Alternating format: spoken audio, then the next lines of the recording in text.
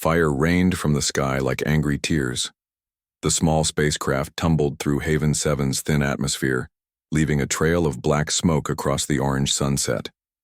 Inside the burning vessel, a creature no bigger than a house cat pressed himself against the cold metal floor. His scales, once shimmering purple and gold like precious gems, were now dull with blood and soot. Ash remembered the sounds, the terrible sounds of his family screaming as the metal nets wrapped around them. The whir of cutting tools, the laughter of the hunters as they carved away the crystalline scales that made his people so valuable to the black market traders. He was the smallest, the youngest. They had saved him for last. But the explosion changed everything. Something had gone wrong with their ship's power core. In the chaos, Ash had broken free from his cage and stolen an escape pod. Now he was falling toward this strange world, wounded and alone. The crash came like thunder.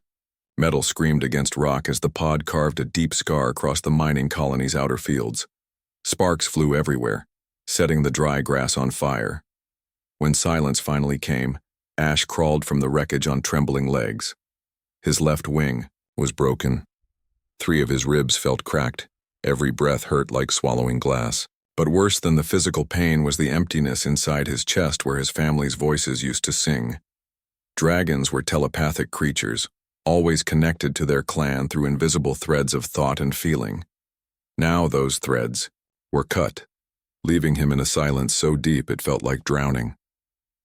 The mining colony of Haven 7 wasn't much to look at. A few hundred humans had built their homes around the entrance to an old mineral mine. Their buildings were simple and practical, designed more for survival than beauty. Most of the colonists worked in the tunnels, pulling rare metals from the planet's core to sell to passing traders. Colony Administrator Beth Reynolds was checking the evening security reports when the alarms started screaming. She rushed to the control room, her long brown hair flying behind her. The screens showed a crash site about 2 kilometers from the main settlement. "What hit us?" she asked Tony, her head of security. "Unknown spacecraft," he replied, adjusting his thick glasses. "Small, probably a scout ship or escape pod. Could be pirates checking us out." Beth frowned. Haven 7 was supposed to be safe, far from the main shipping lanes where pirates like to hunt. But lately, strange things had been happening throughout this sector of space. Ships vanishing without a trace. Mining stations going silent. The rumors spoke of something worse than ordinary pirates. "Send a team to investigate," she ordered. "But be careful. If someone crashed that hard, they might be desperate."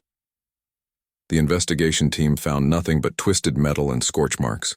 Whatever had been in the pod was gone, leaving only drops of strange, glowing blood that seemed to evaporate in the evening air. The team leader, a tough ex-soldier named Rick, felt uneasy as he searched the area. Something was watching them from the shadows, something that made the hair on his neck stand up straight. They never saw the small creature hiding in the rocks above them, nursing his wounds and learning to hate. Over the next few days, strange accidents began happening around the colony. Supply trucks broke down for no reason, their engines clogged with what looked like claw marks. Solar panels were found cracked and twisted. The water filtration system stopped working when someone or something damaged the main pipes. The colonists started talking in whispers about a shadow beast that moved through the darkness. Some said they saw glowing eyes watching them from the old mine shafts. Others heard sounds like crying coming from deep underground, though no one could explain what might be making such sad music. Beth's 8-year-old daughter, Emma, was different from the other children. She had always been able to sense things that others missed. Animals trusted her instantly. She could tell when someone was lying or hiding something important. Her father, David, who worked as the colony's chief engineer, called it her special gift and warned her to be careful about telling others what she noticed. One evening, while the adults argued about posting more guards, Emma slipped away from the family quarters. She walked to the edge of the settlement where the emergency lights created long shadows between the buildings. Something was calling to her, though she couldn't explain what it was. That's when she saw him. Ash was drinking from a small stream that ran behind the storage buildings. In the moonlight, his scales looked like pieces of a broken rainbow. He was smaller than Emma had expected from all the frightening stories. not much bigger than her father's old hunting dog back on Earth. But she could see the pain in his movements, the way he favored his injured wing. And when he raised his head to look at her, Emma saw something in his golden eyes that made her heart ache. It was the same look she'd had in the mirror after her mother died in the transport accident that brought them to Haven 7. Ash should have attacked. Every instinct screamed at him to defend himself, to strike first before this human could hurt him. But something about the small girl stopped him. She wasn't afraid, even though she should be. Instead, she looked at him with curiosity, and something else he hadn't seen in so long he'd almost forgotten what it felt like. Kindness. For a moment that seemed to last forever, the wounded dragon and the lonely little girl simply looked at each other across the stream. Then Ash's survival instincts kicked in, and he limped away into the darkness, leaving Emma standing alone under the stars.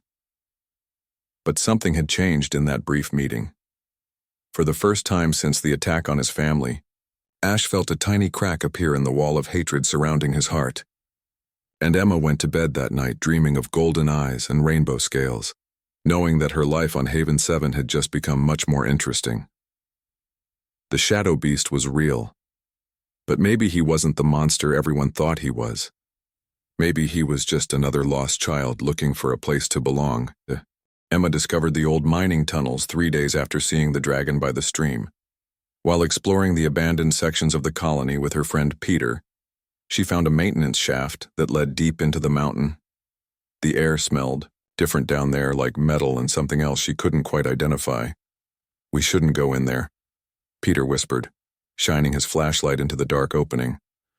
"My dad says the old tunnels aren't safe anymore," but Emma felt that strange pulling sensation again, the same feeling that had led her to the stream. Something important was waiting in those tunnels, something that needed her help. "Just a little way," she promised. "We'll be careful." The tunnel stretched deeper than either child expected. Ancient mining equipment sat covered in dust and rust. Their footsteps echoed in the darkness, making it sound like invisible people were following them. Peter grew more nervous with each step, but Emma felt oddly calm. This felt right somehow. That's when they heard it. A soft sound like someone crying coming from somewhere up ahead. "What is that?" Peter grabbed Emma's arm, his voice shaking. Emma listened carefully. The sound wasn't quite human, but it was definitely sad, full of loneliness and pain. "Someone's hurt," she said simply. "We need to help them." Emma, "No. We should go back and get the adults." But Emma was already moving forward, following the sound deeper into the mountain.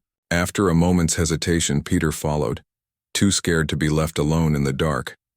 The tunnel opened into a large natural cave, lit by strange glowing crystals embedded in the walls. And there, curled up on a pile of old mining blankets, was the dragon Emma had seen by the stream. Ash looked even smaller in the cave and definitely more hurt than she'd realized. His left wing was bent at an odd angle, held against his body with strips of torn metal. Several of his beautiful scales were missing, leaving raw patches of skin that looked painful. But worst of all were his eyes. They held a depth of sadness that no young creature should ever carry. Peter made a small noise of terror and started backing toward the tunnel. But Emma stepped forward, moving slowly and carefully like her father had taught her when approaching injured animals. "It's okay," she said softly, not sure if she was talking to the dragon or to Peter. "We're not going to hurt you." Ash raised his head and looked at her with those incredible golden eyes. For a moment, Emma thought he might speak, but instead, he made a low sound deep in his throat, not threatening but not welcoming either, more like a question. "You're the one who's been causing all the accidents, aren't you?" Emma asked, settling down cross-legged on the cave floor about 10 feet away from him. "You're scared and hurt and you don't trust us." The dragon tilted his head slightly, as if surprised that she understood. "My name is Emma," she continued, in the same gentle voice. "This is Peter, but I think he's going to run away any second now." Sure enough, Peter turned and fled back through the tunnel, his footsteps echoing as he ran.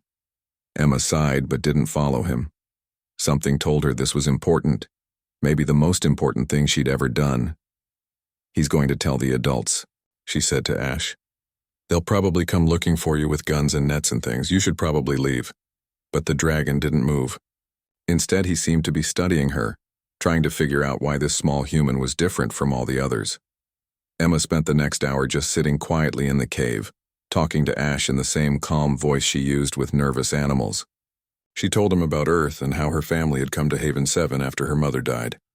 She explained about the mining colony and how everyone was afraid of him even though they didn't really understand what he was.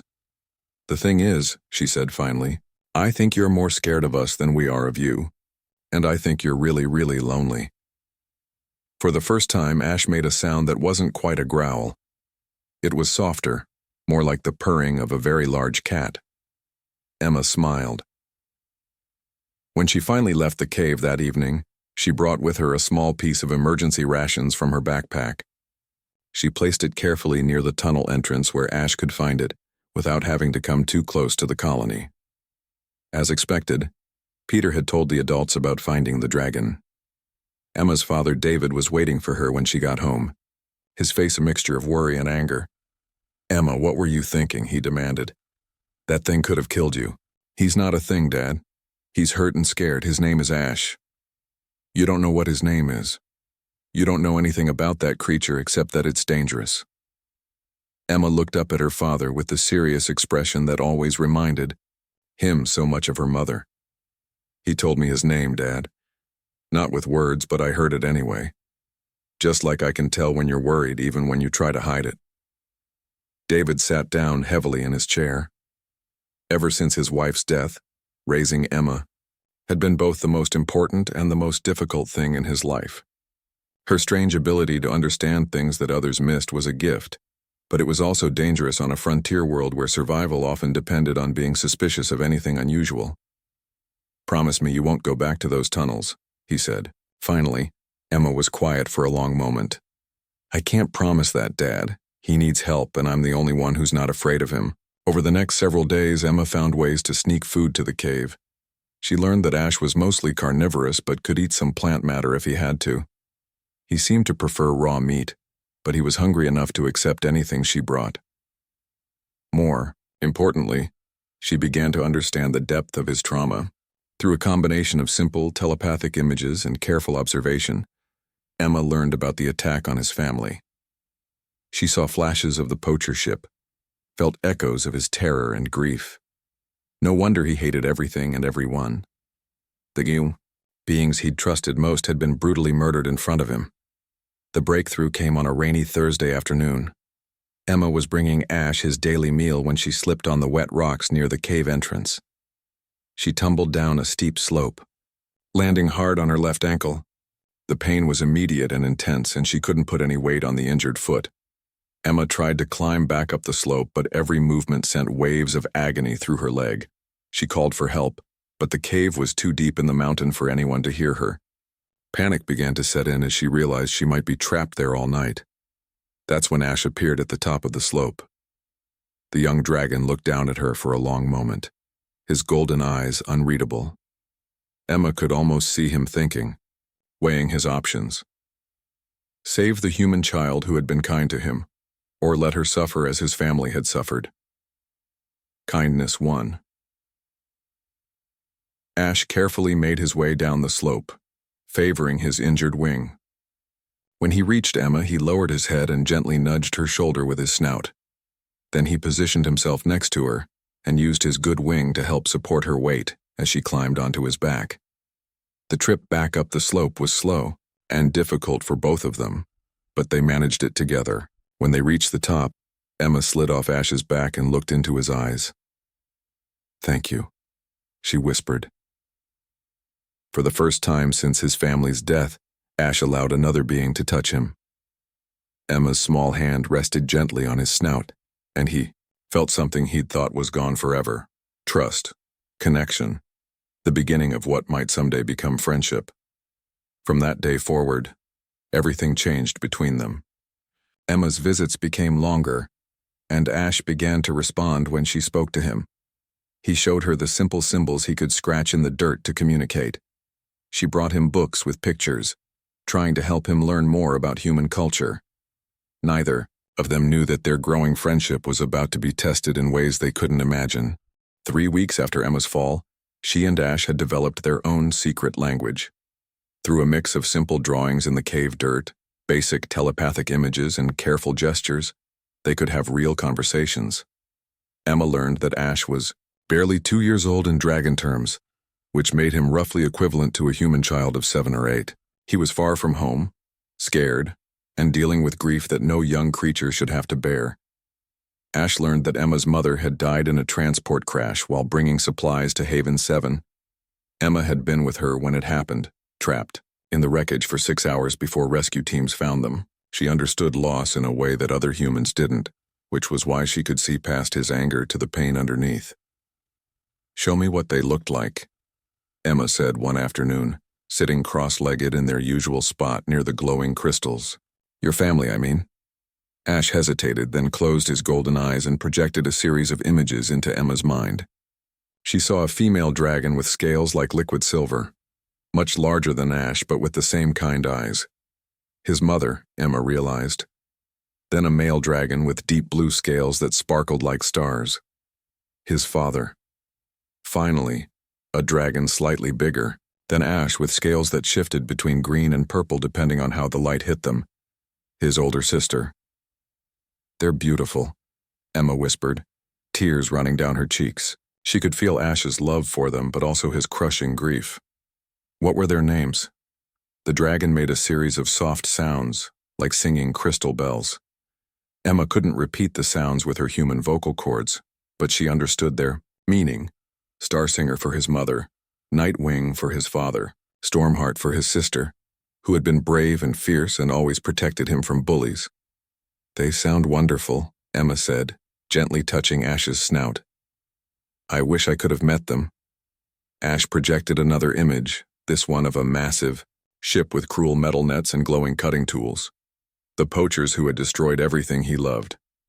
Emma saw flashes of the attack, felt his terror as he watched his family being harvested like crops. She understood now why he had caused so many problems for the colony. Every adult human reminded him of the monsters who had killed his family. "Not all humans are like that," she said firmly. "Most of us would never hurt innocent creatures." "The ones who attacked your family were criminals, bad people. They don't represent all of us." Ash tilted his head considering this. He projected a question. If most humans were good, why did they all seem so ready to hunt him? Emma thought about this for a moment. "Because they're scared," she said finally. "When people are scared, they sometimes do things they wouldn't normally do. They see a big creature with claws and teeth and they think danger before they think friend." She showed him her own memories of the colony meetings where adults talked about the shadow beast in worried voices. How her father had forbidden her from exploring alone. How the security teams patrolled with weapons ready to shoot first and ask questions later. "But you're not scared of me," Ash observed, the thought appearing in Emma's mind like her own idea. "I was at first," she admitted, "but then I looked in your eyes and saw someone like me, someone who was hurt and lonely and just wanted the pain to stop." This was how Rex Blackwood found them. The notorious poacher captain had been tracking Ash's escape pod for weeks, following the faint energy signature of dragon biology through space. When he finally traced the signal to Haven 7, he'd expected to find either a corpse or a feral beast driven mad by isolation. Instead, his long-range scanners picked up something much more interesting. A young dragon in apparent communication with a human child. Blackwood was a tall man with silver hair and cold gray eyes that had seen too much cruelty. He'd made his fortune hunting rare species throughout the galaxy, selling their parts to wealthy collectors who didn't ask questions about where the materials came from. Dragon scales were his specialty. They were incredibly valuable, nearly indestructible and beautiful enough to make stunning jewelry for the ultra-rich. He'd already killed 14 dragons in his career, including Ash's family. The thought of letting the last one escape was unbearable. Dragons were too rare, too valuable, and too dangerous to leave alive. But this situation presented a unique opportunity. "Sir," his lieutenant called from the sensor station of their cloaked ship. The human child appears to have established some kind of bond with the target. She visits regularly, always alone. Blackwood smiled, but there was no warmth in it. Perfect. We'll use her as leverage. Dragons are emotional creatures. If it cares about the girl, it won't risk her life by fighting back. Down in the cave, Emma was teaching Ash about human music by humming simple songs. She'd discovered that dragons had their own musical traditions, complex harmonic patterns that could carry information across vast distances. Ash's family had used song speech to communicate when they were separated, which was part of why the silence since their deaths hurt him so much. "Try this one," Emma said, humming a lullaby her mother used to sing. The melody was simple and sweet, full of love and comfort. Ash listened carefully, then attempted to recreate the tune with his own voice. The result was hauntingly beautiful.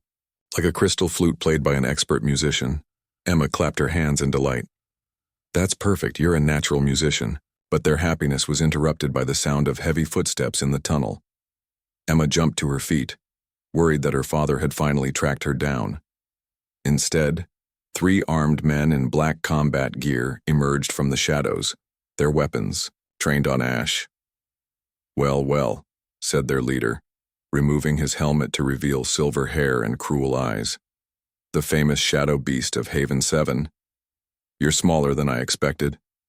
Ash immediately moved to place himself between Emma and the strangers, his injured wing spread as wide as he could manage. A low growl rumbled in his throat. "Don't move, little dragon," Blackwood said casually. "My men have their weapons set to stun, but I'd hate for there to be an accident." He gestured to Emma. "Especially with such an innocent bystander here." Emma felt a chill run down her spine. Something about these men was wrong. Dangerous in a way that had nothing to do with their guns. "Who are you?" she demanded, surprised by how steady her voice sounded. "Rex Blackwood at your service," the man said with a mocking bow. "I'm here to collect my property." He nodded toward Ash. "This creature escaped from my ship several weeks ago, along with some very valuable merchandise." "He's not property," Emma said fiercely. "He's free, you can't just take him." Blackwood laughed, the sound echoing off the cave walls. "Child, that beast is worth more money than your entire mining colony will generate in 10 years. His scales alone would buy me, a small planet. I'm not about to let sentiment stand in the way of business." Ash snarled and took a step forward, his claws scraping against the stone floor. The poachers raised their weapons, but Blackwood held up a hand. "I wouldn't," he said to Ash, his voice suddenly cold. "You see, I've done my research on dragons. You're pack creatures, aren't you? You form emotional bonds, and right now you care about this little girl." He pulled out a small energy weapon and aimed it at Emma. "One wrong move from you and she pays the price." Emma felt Ash's anguish through their telepathic connection. She could sense him calculating, trying to find a way to protect her while fighting back against the men who had murdered his family. But there were too many weapons, too much distance between them, and too much risk to her safety. "Please," Emma said, looking directly at Blackwood. "He hasn't done anything wrong. He's just a child like me. Can't you just leave him alone?" For a moment, something that might have been doubt flickered in Blackwood's eyes. Then his expression hardened. "Business is business, little girl. Nothing personal." He made a gesture to his men, who began advancing with stun nets similar to the ones that had captured Ash's family. The young dragon's whole body trembled with rage and terror, but he didn't move. He couldn't risk Emma's life. That's when the alarm started blaring throughout the colony above them. Someone had spotted Blackwood's ship and raised the alert. Within minutes, the cave was surrounded by colony security forces led by Emma's father and Beth Reynolds. "This is Colony Administrator Reynolds," Beth's voice called down the tunnel. "You are trespassing on Haven 7 territory. Release the child immediately and surrender your weapons." Blackwood cursed under his breath. He'd hoped to complete his capture quietly and be gone before anyone noticed. Now he was trapped in a cave with a hostile dragon, a stubborn child, and half the colony's security forces blocking his escape route. But Rex Blackwood hadn't survived 20 years of illegal hunting by giving up easily. If he couldn't take the dragon quietly, he'd have to get creative. And if that meant using the girl as a hostage to ensure his escape, well, that was just the cost of doing business. The real fight was about to begin. The standoff in the cave lasted for 20 tense minutes. Blackwood held Emma at gunpoint while his 2 remaining men kept their weapons trained on Ash. The dragon stood perfectly still, his golden eyes locked on the weapon pointed at his only friend. Every muscle in his body screamed for revenge, but he couldn't move without risking Emma's life. Outside, the colony security forces had surrounded the tunnel entrance. David stood with them, his engineer's calm exterior hiding the panic that threatened to overwhelm him. His daughter was trapped underground with armed criminals and a creature he still didn't fully trust, despite Emma's insistence that the dragon was friendly. "We need to go in," he told Beth. "Every second we wait is another second Emma's in danger. And every second we rush is another second she could get killed," Beth replied grimly. She spoke into her communicator. "Blackwood, this is Administrator Reynolds. What do you want?" The poacher's voice crackled back through the comm system. "Safe passage to my ship and no interference while I collect my property. Do that, and the girl goes free." "The dragon isn't property," Beth said firmly.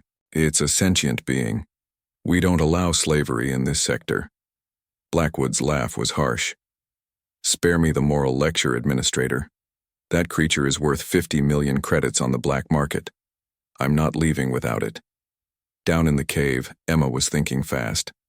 She could feel Ash's emotions through their connection, the mixture of rage and helplessness that reminded her of her own feelings after her mother's death. But she could also sense something else, a growing plan forming in the dragon's mind. Dragons were natural telepaths, able to communicate across vast distances with others of their kind. But Ash had been trying to teach Emma that the ability wasn't limited to dragons. Humans had the potential for telepathic communication too, though it was usually dormant. Emma's natural sensitivity had made her the perfect candidate to learn. Slowly, carefully, Emma began projecting her thoughts toward Ash while keeping her face neutral. The connection was weak and uncertain, nothing like the clear communication dragons shared with each other, but it was enough. "I trust you," she managed to think in his direction. "Whatever you're planning, I trust you." Ash's eyes widened slightly. The fact that she could reach him telepathically at all was remarkable. Most humans couldn't manage even basic empathy with dragons, let alone direct mind-to-mind contact. "When I create a distraction," he projected back, his thoughts clearer and, stronger than hers, run to your father. "Don't look back. What about you?" Emma thought, worried. "I'll be fine, but I need to know you're safe first." Before Emma could respond, Blackwood made his decision. The colony security forces weren't backing down, and staying in the cave any longer would only give them more time to plan an assault. He needed to move the situation to somewhere he had more control. "Change of plans," he announced. "We're all going for a little trip to my ship. Move." One of his men grabbed Emma roughly by the arm, making her wince. That small sound of pain from his friend was the final straw for Ash's self-control. The young dragon had been holding back his natural abilities, trying to seem less threatening to the humans who might otherwise shoot him on sight. But dragons were magical creatures, capable of far more than claws and teeth when properly motivated. Ash threw back his head and sang. The sound that emerged from his throat was unlike anything Emma had ever heard. It was beautiful and terrible at the same time, a harmony of crystal notes that seemed to come from everywhere at once. The cave crystals began to glow brighter in response to his voice, and the very air shimmered with energy. More importantly, the song was a call for help, projected telepathically across space to any dragon who might be listening.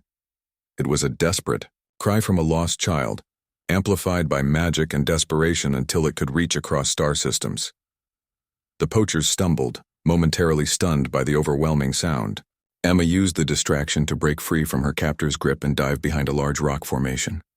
Ash leaped forward, his claws raking across the nearest man's armor. But there were still too many weapons, and Ash was still injured. A stun blast caught him in the shoulder, sending him crashing to the ground. Another hit his wounded wing, making him cry out in pain. "Stop!" Emma screamed, emerging from her hiding place. You're hurting him. Stay back, kid, Blackwood snarled, his weapon now trained on the semi-conscious dragon. This thing just made a very big mistake. That's when the colony security forces made their move. Using the distraction of Ash's song, they'd positioned themselves at multiple tunnel entrances. Stun grenades rolled into the cave, filling it with blinding light and disorienting noise. In the chaos that followed, Emma ran to Ash's side while the security team subdued Blackwood's men. The dragon was badly hurt, his breathing shallow and irregular. The stun blasts had been designed for humans, not dragons, and the effects were more severe than anyone had expected. It's okay, Emma whispered, cradling Ash's large head in her small arms. Help is coming. You're going to be fine. But even as she said the words, she could feel his life force fading. The combination of his old injuries and the stun blasts was too much for his young body to handle. Unless he got medical help soon, she was going to lose the first real friend she'd made since her mother's death. David reached them first, his face pale with worry and relief. Emma, thank goodness you're safe. We need to get you away from that creature. His name is Ash, Dad, and he saved my life, Emma said firmly. He needs help. Can't you see he's dying? For the first time, David really looked at the dragon. He saw the careful way Ash was positioned to protect Emma even while unconscious. He saw the obvious pain in the creature's face, the labored breathing, the way his golden eyes kept trying to focus on Emma as if making sure she was safe. I don't know anything about dragon medicine, David said helplessly. Then we learn, Emma replied with determination that reminded him so much of her mother. He saved me, Dad. Now we save him. But even as the colony's medical team arrived to stabilize Ash, Emma heard the sound that made her blood run cold. Ship engines, powerful ones, approaching fast from orbit.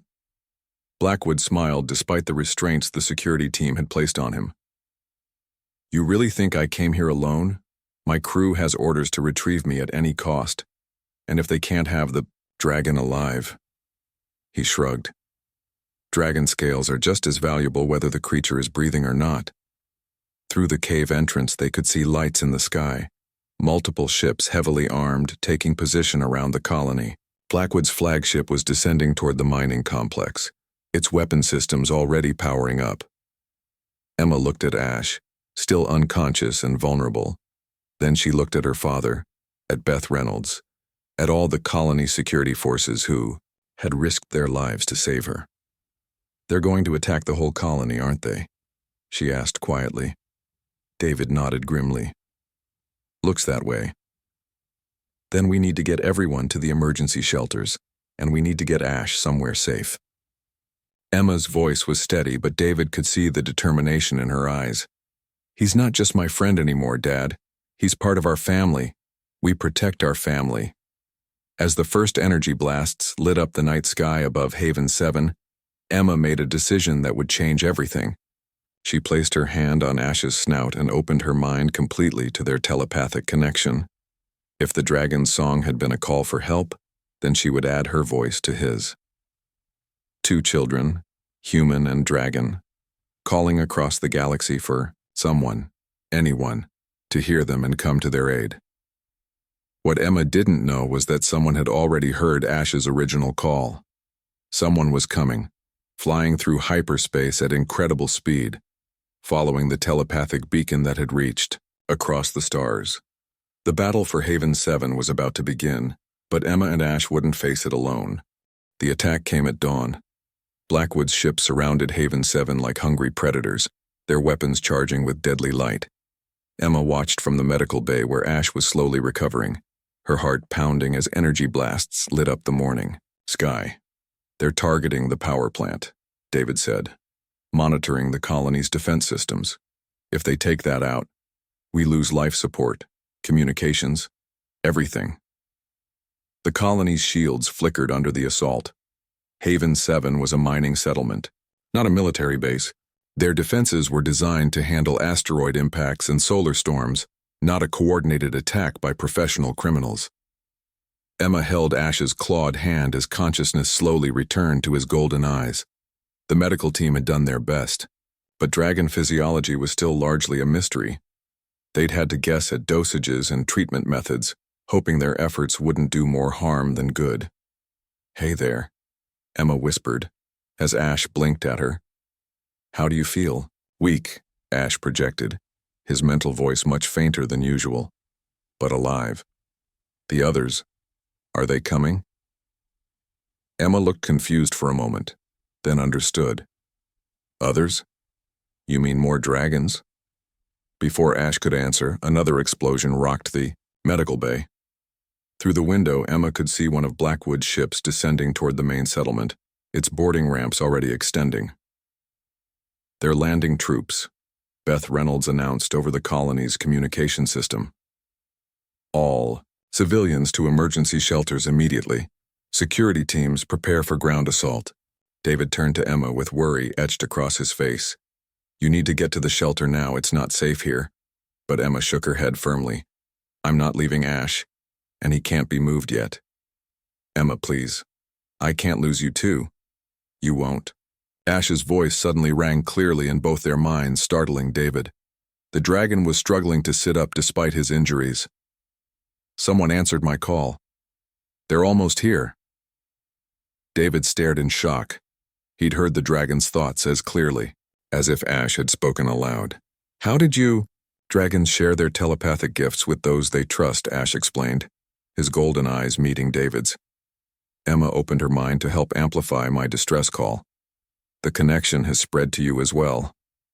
Another blast shook the building and, through the chaos came the sound Emma had been dreading. Blackwood's voice over a loudspeaker magnified across the entire colony. "People of Haven 7, this doesn't have to end in bloodshed. Give me the dragon, and my ships will leave your world in peace. Refuse, and I'll level every building until there's nothing left but crater and ash." Emma felt anger rising in her chest, hot and fierce. These people had destroyed Ash's family, terrorized her colony, and now threatened to kill everyone she cared about. It wasn't fair. It wasn't right. "Peace, little sister," Ash projected gently, though she could feel his own rage burning just as brightly. "Anger makes us like them. We must be better." "Little sister," David asked, surprised by the affectionate term. "She saved me when I had given up on everything good in the universe," Ash explained. "She is family now, by choice, if not by blood. That makes you family as well." Before David could respond, a new sound cut through the air above them. Not the harsh whine of Blackwood's military engines, but something else entirely. Something that sang as it flew, harmonies that made the air itself shimmer with magic. Ash's eyes widened with recognition and hope. They came. They actually came. 3 magnificent dragons burst through Haven 7's atmosphere like falling stars. The largest was easily twice the size of Blackwood's flagship, her scales a deep emerald that caught the sunlight like polished gems. The second was smaller, but no less impressive, his silver scales rippling with each wing beat. The third was somewhere between the other two in size, her scales shifting through every color of the rainbow as she moved. "Elder Council," Ash projected with awe. "The leaders of all dragon clans." "But why would they?" "Because you are not as alone as you believed, young one." A new voice entered their telepathic conversation, ancient, wise, and filled with gentle authority. "Your call reached many ears across the stars. When dragons cry for help, dragons answer." The lead dragon, the emerald-scaled elder, descended toward the colony with grace that defied her enormous size. Blackwood's ships turned to engage her, energy weapons charging for a killing shot. What happened next was something Emma would remember for the rest of her life. The elder dragon opened her mouth and sang a single crystalline note. The sound, waves were visible in the air, rippling outward like rings on a pond. When they reached Blackwood's ships, the vessels simply stopped. Their engines died, their weapons powered down, their navigation systems went dark. The ships hung motionless in the air like toys suspended on invisible strings. "True dragons do not make war," the elder's voice explained calmly. "We defend. We protect. We preserve life. Observe the difference." The silver dragon landed near the medical bay with surprising gentleness for something so large. When he spoke, his mental voice was warm and kind, like a favorite grandfather. Young Ash, you have been through much pain, but you have also found something precious, a bond that transcends species. This is a rare gift. The rainbow-scaled dragon circled the colony once before landing, her thoughts musical and bright. The human child calls herself your sister. Most interesting, dragons have not had siblings outside our own kind for many centuries. Emma found her voice at last. You're really here. You came to help him. We came for many reasons, the elder replied. To rescue a lost child, yes. But also to see this remarkable bond you have formed. Dragons and humans working together. This has not happened since the old legends. On the ground, Blackwood's troops were discovering that their weapons had stopped working as well. Whatever the elder dragon had done affected all technology within a certain radius, leaving the poachers defenseless and confused. What do we do with them? The silver dragon asked. Justice, not revenge, the elder replied firmly. They will be delivered to the Galactic Tribunal to face charges for their crimes. But they will be treated fairly, as all sentient beings deserve. Through the medical bay window, Emma watched as the elder dragon approached Blackwood's grounded flagship. The poacher captain appeared on his ship's ramp, no longer the confident predator he'd been just minutes before. What are you? Blackwood demanded, his voice carrying clearly through the morning air. I am Justice Wing, elder of the Silver Council, and speaker for all dragon clans, came the reply, the dragon's voice somehow audible to everyone in the colony. You have committed crimes against my people and threatened innocents under our protection. You will answer for these actions. Your people? Blackwood's laugh was bitter. I've been hunting dragons for 20 years. You're animals, valuable animals, but animals nonetheless. Justice Wing lowered her great head until she was eye level with the human. Perhaps it is time you learned otherwise. What followed was not torture or revenge, but something far more profound. Justice Wing opened her mind to Blackwood, sharing memories of dragon civilization. He saw their cities among the stars, their art and music and poetry. He experienced their deep connections to family and clan, felt their capacity for love and grief and hope. Most importantly, he felt the pain he had caused, not just to Ash's family, but to dozens of other dragons over the years. Each death, each separation, each moment of terror and loss. He experienced it all from the victim's perspective, understanding for the first time the true cost of his actions.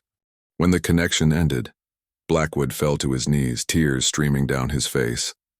The cold killer who had terrorized the galaxy for 2 decades was gone, replaced by a broken man finally understanding the weight of his crimes. Now you know, Justice Wing said simply.